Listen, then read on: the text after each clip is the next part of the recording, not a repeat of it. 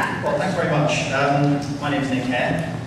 I'm not a professional wargamer. I'm an analytical consultant, but for most of the last 10 years, I've worked in defence intelligence as head of a team whose role was to look at the way that intelligence analysts operated and to try and work out ways that they can improve both the processes they used and the ways that they communicated to decision makers and the impact that their information had on those decision makers.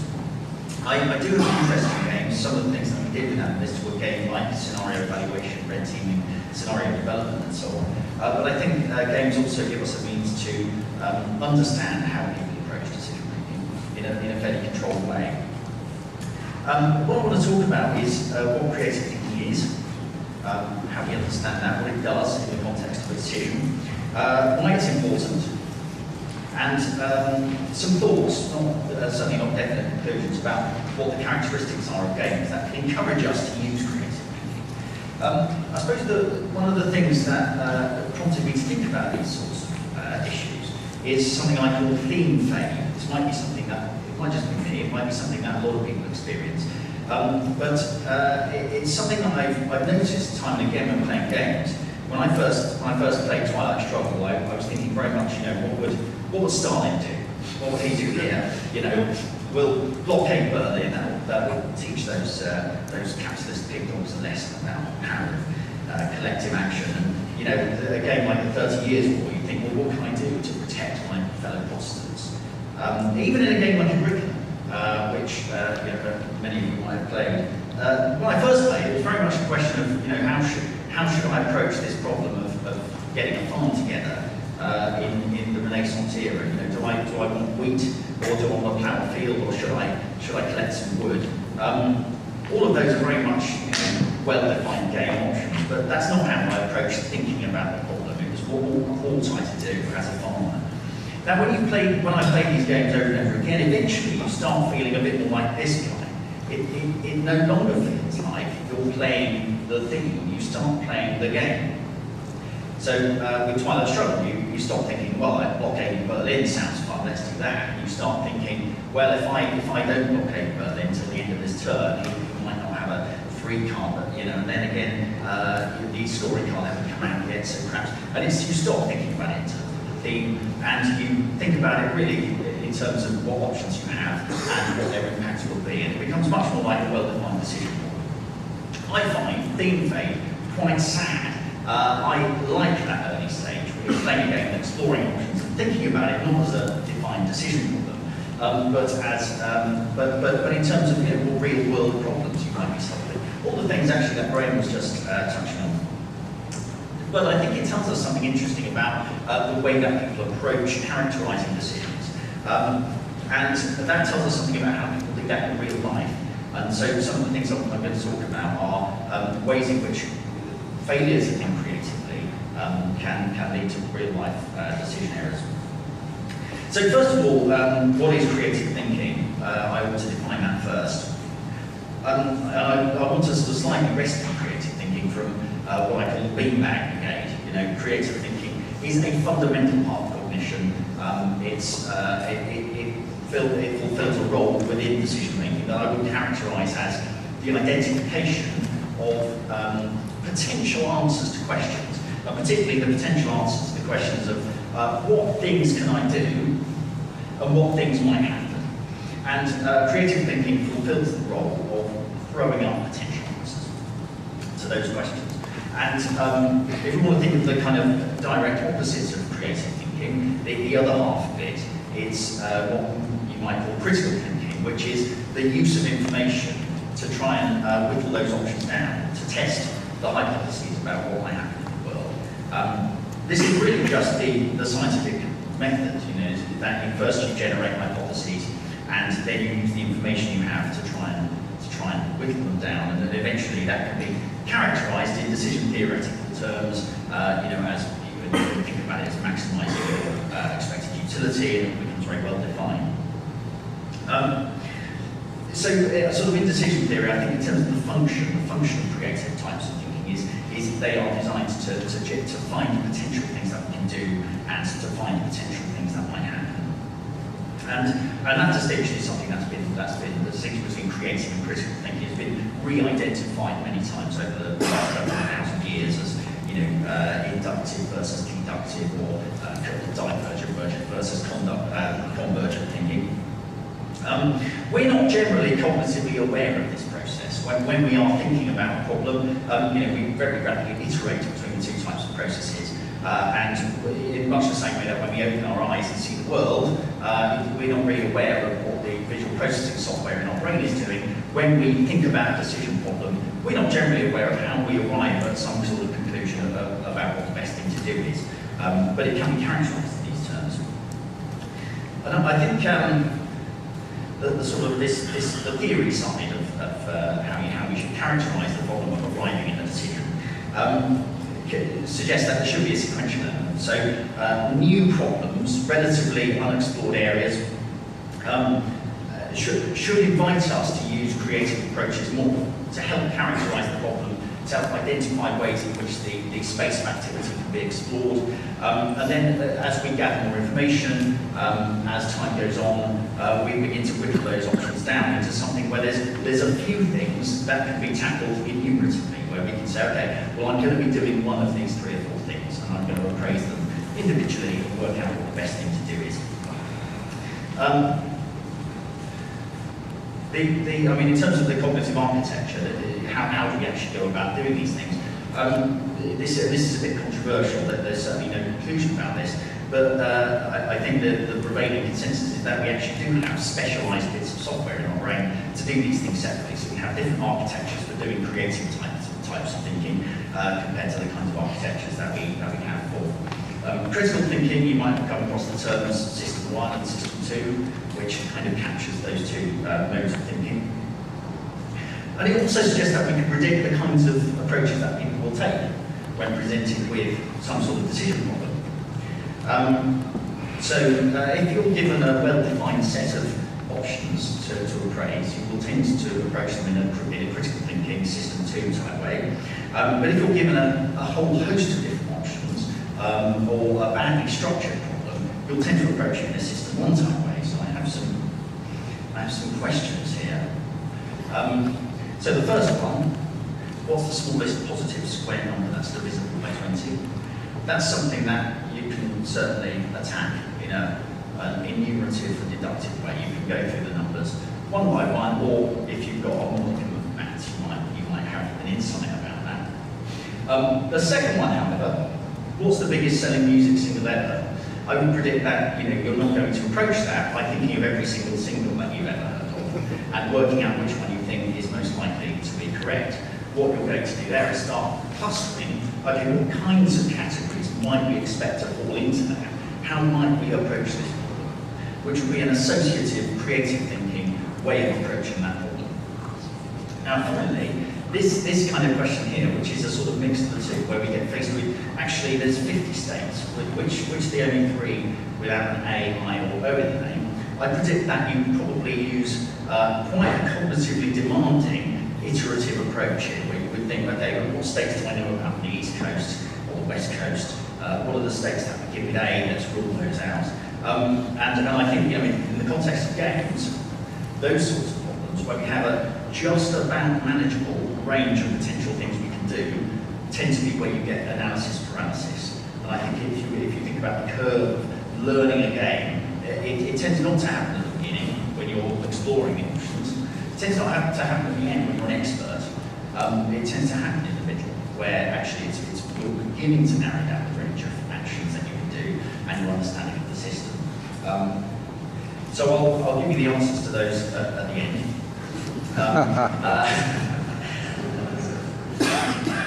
So I think one way to understand, so as I said, there's this sequential element that we tend to use creative thinking when we first encounter a new problem, and we tend to use more critical types of thinking when we have a problem that's well understood. And I think, as far as I'm concerned, that's quite a good explanation for theme fade. Is that at the beginning of the game we are effectively playing the theme, we're using the theme as a handrail to help us think about what is actually a huge messy space of potential actions. Once we become expert in the system, in the way that the game works, then we tend to find ourselves being able to characterise the decision problem in terms of 1, 2, or 3 potential courses of action. And so we no longer really need the theme. We can think about the mechanics and the system of the game because we understand it well enough not to rely on creative thinking approaches. So you stop being Napoleon and you just start thinking, well, if I can move that unit or I can play this card, instead of having 100 options, you've narrowed down what clearly seems to be the leading candidates. So why is it important?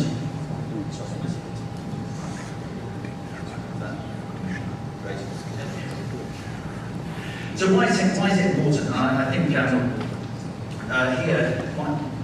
my job over the last decade has involved looking at the way that people approach problems in national security. The kinds of problems I was looking at very much involved real-world versions of the kinds of things that we were doing yesterday. What should our policy be over a foreign country? How likely is this country to be pursuing a nuclear weapons program? All those sorts of questions. So I kind of had first-hand insight into the way that those things were approached.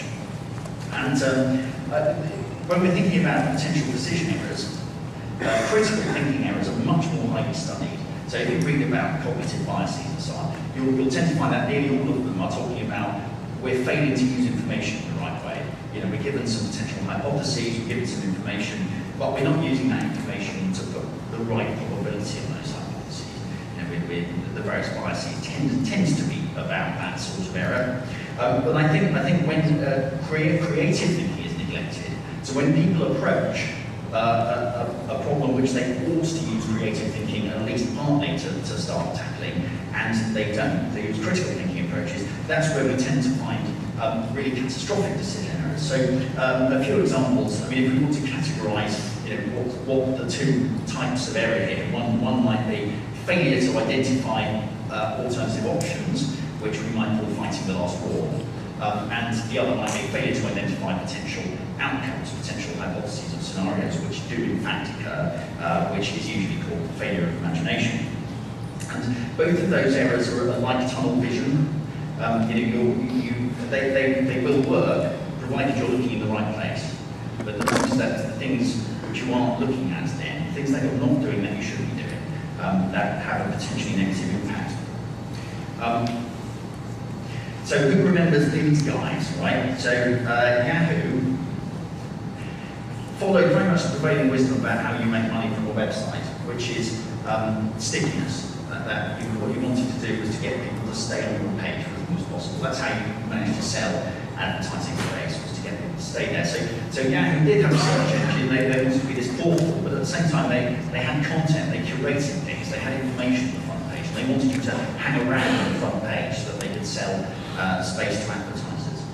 But then of course Google came along and realised that's not, there's a completely different model, which turned out to be more successful, which is to be the front page of the internet, but not to have anything else. And in fact, that's Google has built a technology empire on the back of that. Friends Reunited, similarly, like a lot of early social networks, thought the value was in the content.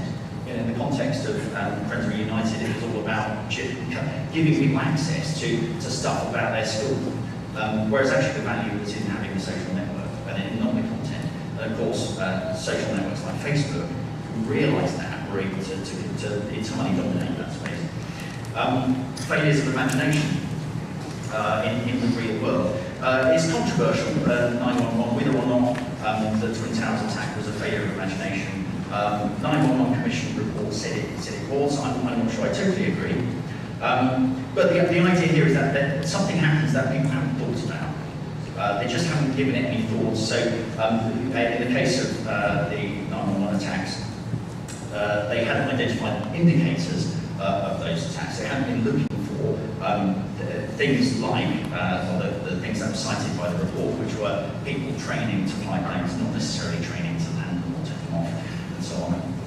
And then New Century, one of the first casualties of the global financial crisis, where I think that's considered to be something which nobody imagined, nobody was planning for, there was no policy for.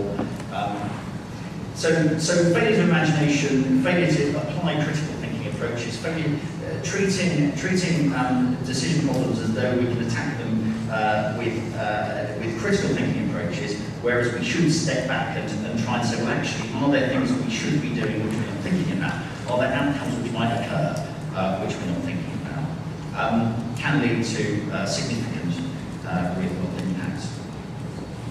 So finally, what are the characteristics of games that will encourage us to tend to use creative thinking and tax on how we are best, or what sorts of decisions we ought to take? So, as I said, creative thinking is one of many tools that we use, but it's optimal to problems where there are lots and lots of options. But I think just coming up with some examples of games which I, from my own personal experience, encourage you to think creatively. A lot of them there are actually quite a few party games, I think, which do this quite successfully. Picturing Dixie, Codenames. Has anyone here played Codenames? Yeah, I think is it good? Do you think? I mean, I think it's amazing. I think it's a really good game for really forcing yourself to try and think creatively about things. It forces you to make connections between different words and then to try and communicate that to the team. So I mean, it's a good example of something where the system is actually very simple. But I mean, in as much as the code name you can give can be any English word, you still have a plethora of options, to consider. So you have to approach that from using creative thinking. I think there are games which involve player interaction, which Graham touched on. Graham disappeared. He's gone. Oh well. So games which involve player interaction. I've mentioned here distant playing. Who here has played any of the coin games, the cash service games, or Wargaming? Yeah. So the interesting thing about that is actually in board terms, you do have a predefined set of things that you can do. There's a lot of board mechanics to retain the state of the board, and it can be characterised fairly mathematically. But the game, the real game, is in the interaction between the players, and it's in the sort of asymmetric objectives that people have, and coming up with creative ways to use that interaction to try and achieve your objective. Just to mention the mega game we played yesterday, very similar characteristics in that the state of the game was sort of narrowly defined by the board, but actually the creativity, the exploration of the space was in the interaction with the other players and thinking about things you might be able to do to try and achieve the objectives you have. So finally, what are the characteristics of games that encourage creative thinking? So this is entirely up to my own hypothesis, and you should feel free to disagree, but I think the two things are complexity and legibility here. Complexity is to do with the system, the game system itself. And if it presents you with decisions that are not very well characterized, so they're not easily characterized by having a small number of things that you can do. It gives you a wide space of possibility. Player interaction is an example of that, because of course when you're interacting with another player in a free way, there are an unbounded number of things that you might potentially do to try and influence that player. So complexity is not just about sort of width. It's not just about giving people lots and lots of options. It can also be about depth. So the sense that there are mechanics happening that are not easily translatable from inputs into outputs. That the state of the game will change in ways that are not easy to predict, but which I think this goes back to something else Graham was touching on, which reward exploration. So that the thought that you will become better at something, you'll understand the system better. The more you try things out in it, which means that the system can't be totally chaotic. There has to be a sense that you can learn to understand the system better by playing with it. But the other thing is legibility. So legibility is the extent to which something you're looking at can be characterised in a way that you will be able to understand. So this is to do with how we can cluster those options that we're given. If we're given 10,000 options, there's absolutely no way of clustering them into higher level concepts that we can then use if you like, to sort of make our decision process machine readable, to make a problem something that we can eventually characterise, then we get totally lost. And I think probably the most ubiquitous tool to help us with legibility is the use of maps. In most games, you use a map in some way to represent the state of the game. Of course, you could represent the state of any game as just a big long number, but we won't then be able to understand what we're doing, which I think brings us back to the concept of theme. And it's why theme is so important. So, as I said, I don't think theme is important just because it's fun. Theme is actually important to give us a handrail so that we can begin to navigate what is actually a very complex space of options in a way that we're cognitively able to understand. I think complexity and legibility tends to fight with one another a little bit. The more complex something is, the harder it is to make legible. And I would argue that that's probably one of the tensions of game design. I'll end there. But I'll just say that I think theme fade, which, as I said, I think is very sad, is inevitable. If we played Rubber and Binny every day for a month, we would start to find ourselves exploiting game mechanics and the like. But it's something that by thinking about complexity and legibility within games, we can mitigate. Shall I just explain all the answers to those questions? It would be frustrating if I didn't. Who's got the smallest positive square number divisible by 20? 100. Yeah, it is. Biggest selling music single ever? Have you been on Google? Did you know that? I think it was 50 years ago. Oh, Now it's sorry, White Christmas. Bing Crosby is White Christmas. And anyone know those 3 US states? Kentucky, Tennessee, New Jersey. Yeah.